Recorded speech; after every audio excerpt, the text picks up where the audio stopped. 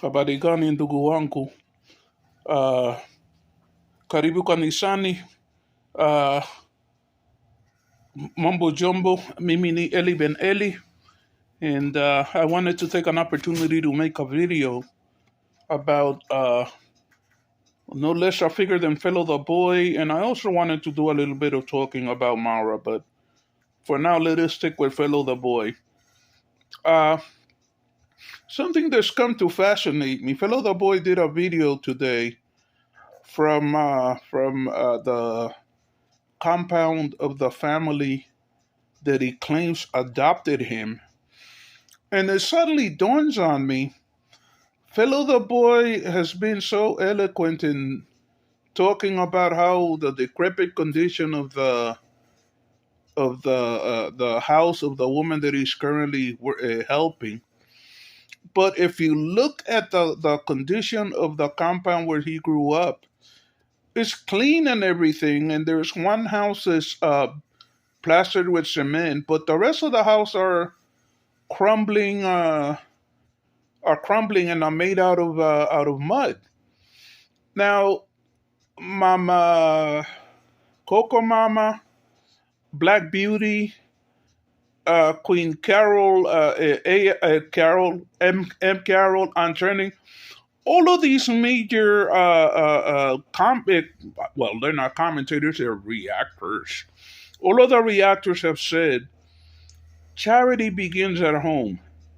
And people were really, really big in talking about that when it came to DeeMuango, when she was building the house for the old lady in the Philippines.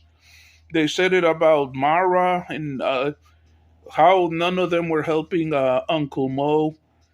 Why isn't anybody holding somebody like Fellow accountable? He's running all over the place, helping these families. And yet the family that struggled and provided him with a home, provided him with food to eat, a bed to lay his head on, he does absolutely nothing for them. Their compound looks like it looks just as big, just as crumbly, just as wretched as anywhere else. But anyway, back to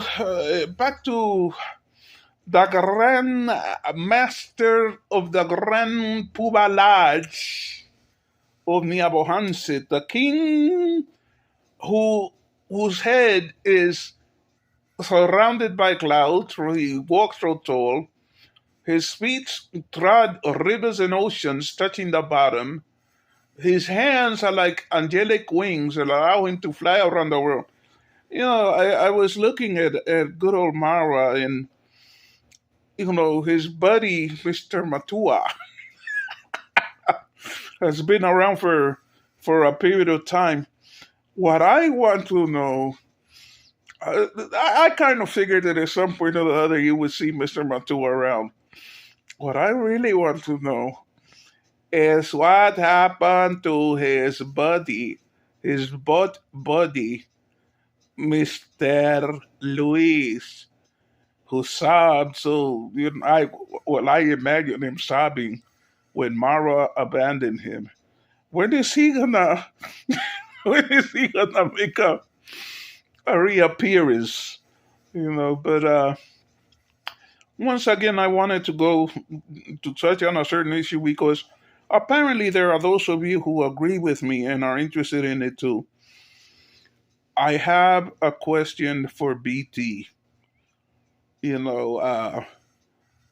Charity begins at home is one of the things that the reactors like to talk about. And then the other thing that they like to talk about is how Marwa does not stand by his family other than for DeeMuango. He doesn't help his brother and barely, he has even requested that people not help his mother.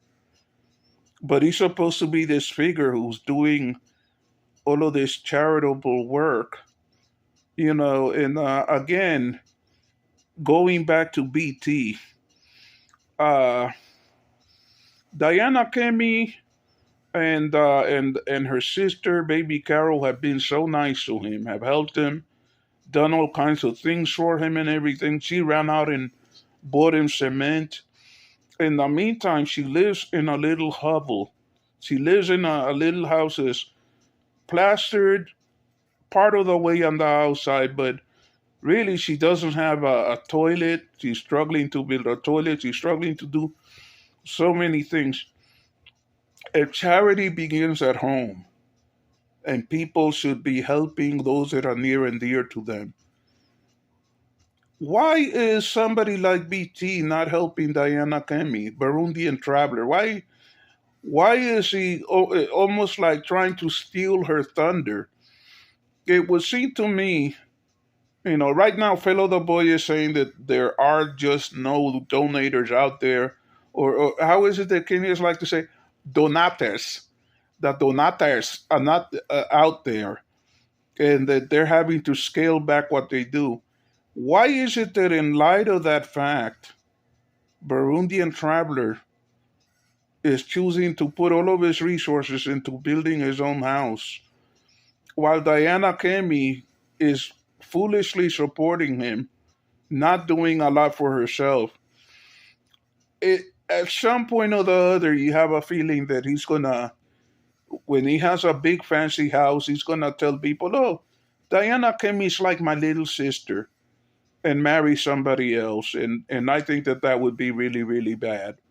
It's like, if the reactors out there want to be accountable and want to not have favorites, not run around calling somebody like Mo the love of their life and everything.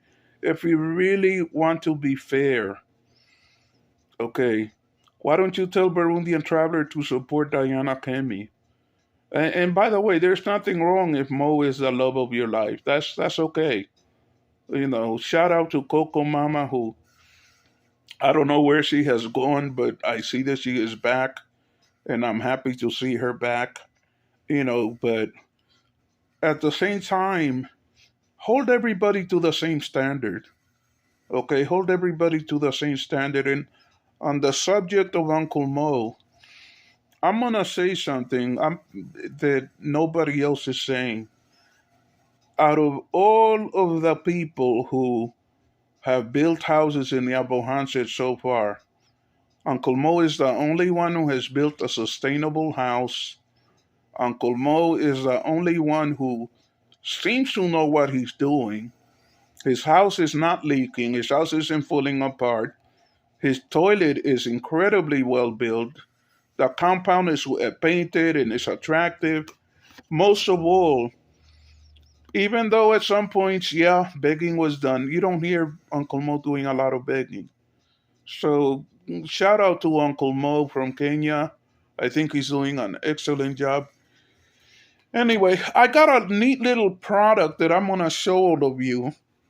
Let me grab it. This is uh, a little Vietnamese coffee maker that I just received from Amazon. And the thing that I like about that is that it functions exactly like a French press. The bottom is just a regular metal cup that I have. The top, you put coffee in it and you put boiling hot water in it, and it has a little press. You press it down, and it produces a very strong and delicious cup of coffee. And the difference in between that and a French press is, a French press can cost you hundreds of dollars. Something like this little Vietnamese coffee maker cost me like $3 and change. And it makes incredibly good coffee. In Vietnam, what they do is they use condensed milk, to sweeten it and to add a little bit of milk to the coffee. I happen to be very excited. I already have one cup of coffee with it. It was excellent. It's very, very economical. You can only make one cup at a time. And for somebody like me, I don't need to have a lot of coffee at one time. So one cup is more than enough. Anyway, ladies and gentlemen, or laddies and germs, if you have not liked and subscribed to my channel, please do so. Please aid Baba Eli. By the way, my if you use only the first letters of all parts of my names, Babu Eli Eli-Ben-Eli is BB. Please assist BB in making his channel to grow by subscribing to me. Consider doing that. And please make comments. Please talk about your favorite method of making coffee. I'm fascinated by all ways of making coffee, and I'm kind of curious as to how other people do it. So down below in the comments, please drop a comment about how you make coffee. Also, drop a comment about whether or not you think Fellow the Boy should go ahead and help the family that raised him and took care of him improve their housing. And also drop a comment about whether or not BT should be assisting, you know, whether he should be assisting Diana Kemi, you know. Anyway, thank you very much. Thank you for watching. Asante Asana, if you watch this long, it may, God bless each and every one of you, and I hope you have a nice day. Go ahead.